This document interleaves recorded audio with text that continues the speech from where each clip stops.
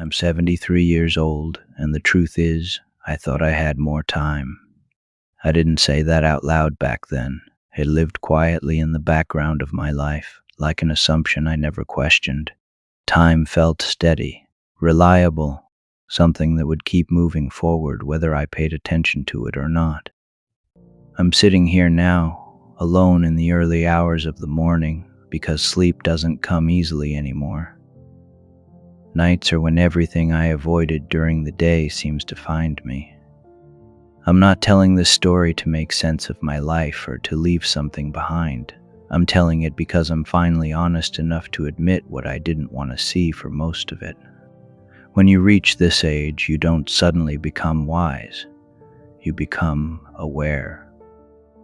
Aware of how final things really are. Aware that certain doors are not just closed, but gone. Aware that time doesn't stretch the way it once did. It narrows. I didn't feel old at 50. I didn't even feel old at 60. I still believed there was space ahead of me. Plenty of it.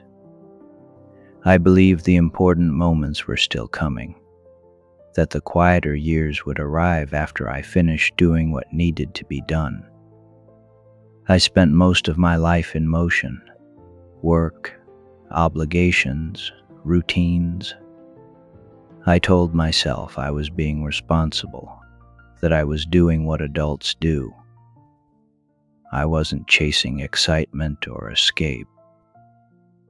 I was chasing stability, and stability, I thought, would eventually give me peace. In my 20s, I was full of plans. In my 30s, I was busy executing them. In my 40s, I was maintaining what I'd built. By the time I reached my 50s, I was tired, but I kept going because stopping felt dangerous. Slowing down felt irresponsible. There was always something that needed attention. A deadline, a bill, a commitment I couldn't back out of. I told myself this was temporary, that once things eased up, I'd be more present, kinder, more available. I believed life would wait for me. I remember leaving the house early in the mornings, coffee still too hot to drink, conversations unfinished. I remember nodding while someone spoke, already thinking about what came next. I remember telling myself I'd call later, visit soon, make time eventually. Nothing felt urgent because nothing had ended yet. The days blended together, not in a sad way, just quietly. Weeks passed, years did too. Birthdays came and went. Anniversaries became something you acknowledged quickly before moving on.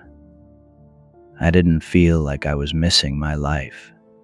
I felt like I was managing it. That's the dangerous part. When life doesn't feel like it's slipping, you don't grab hold of it. I wasn't careless with the people I loved. I just assumed they knew. I assumed relationships were sturdy enough to withstand neglect as long as there was no conflict. I assumed silence wasn't harmful if there was no anger in it. I was wrong. Distance doesn't always arrive through arguments. Sometimes it comes through postponement, through absence that isn't dramatic enough to be addressed, through presence that is physical but not emotional. I missed small things, not all at once, one here, another there. A school event I skipped because of work, a conversation I rushed because I was tired, a visit I postponed because it wasn't convenient. Each time I told myself it didn't matter. There would be another chance, and there usually was, until there wasn't. I didn't notice when the pattern hardened into a habit. I didn't notice when later stopped being a plan and started being avoidance. I didn't notice when people stopped expecting me to show up. By the time I did, it already felt normal.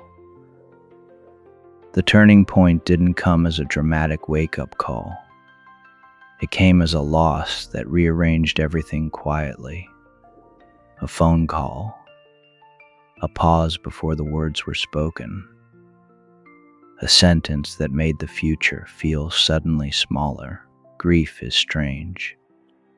It doesn't just hurt, it clarifies. It forces you to see your life without the distractions you used to rely on. When someone is gone, you don't just mourn them, you mourn the version of yourself you were with them. You mourn the conversations you assumed you'd have later.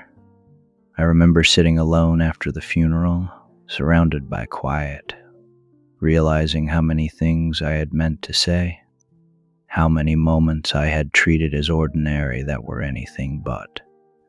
That's when the truth settled in, slowly, heavily.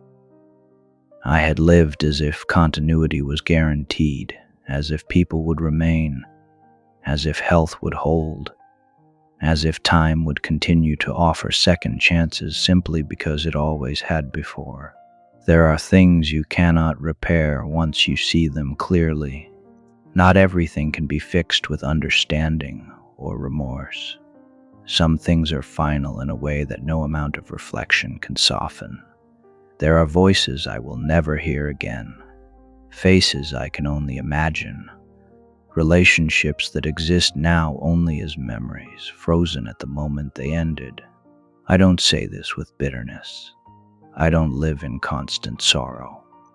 But there is a quiet weight that stays with you once you understand what you traded away without realizing it. I used to think regret came from failure, from bad decisions, from choosing the wrong path. Now, I think regret comes from delay, from waiting, from believing you can always return to what you're neglecting. Old age strips away illusion. You stop pretending there will be time to fix things later. You stop bargaining with the future. You learn to live with what is, not what you hoped would be. Life gets quieter, not just externally, but internally. The noise of urgency fades, and what's left is clarity. And clarity can be heavy when it arrives late. You realize how little of your busyness mattered, how few of your achievements are spoken about, how what lingers is not what you built, but how you were present when someone needed you. Sometimes I think about how often I rushed through ordinary days, not knowing they were the days I would one day miss. The mornings that felt repetitive, the evenings that felt uneventful. Those were the days that made up my life. If I'm speaking to you now, it's not to offer advice. I don't believe in telling people what they should do. Everyone is carrying something. Everyone is trying to survive their own circumstances. I'm only telling you what I wish I had understood earlier. Time does not feel precious when you have a lot of it. It feels replaceable, flexible, forgiving, but it isn't. It just doesn't reveal its limits until you're closer to them. You don't know when something will be the last time, the last ordinary conversation, the last familiar routine, the last chance to sit quietly with someone without distraction. When you're young, momentum feels like progress. You mistake movement for meaning. You believe slowing down means falling behind. I understand why. I lived that way for decades. I'm not asking you to abandon responsibility or chase some ideal version of presence. Life is complicated. Demands are real. Fatigue is real. I'm only saying this. Don't assume connection will wait. Don't assume time will make room later. Don't believe that love survives neglect without consequence. Say the thing while you can. Stay a little longer than feels efficient. Pay attention to who is still around and who is slowly slipping away. At this age, acceptance isn't poetic, it's practical. You learn to carry what can't be changed without trying to justify it. You learn to be gentle with yourself without excusing the truth. I don't have many years left. I don't say that with fear, just honesty. And even now, I'm learning to be more present in the time I do have. Not to fix the past, but to respect it by not repeating the same mistake again. If this meant something to you, I hope you sit with it quietly, not as a warning, not as a lesson, just as something shared by someone who finally understands what time really costs. I'm 73. I thought I had more time.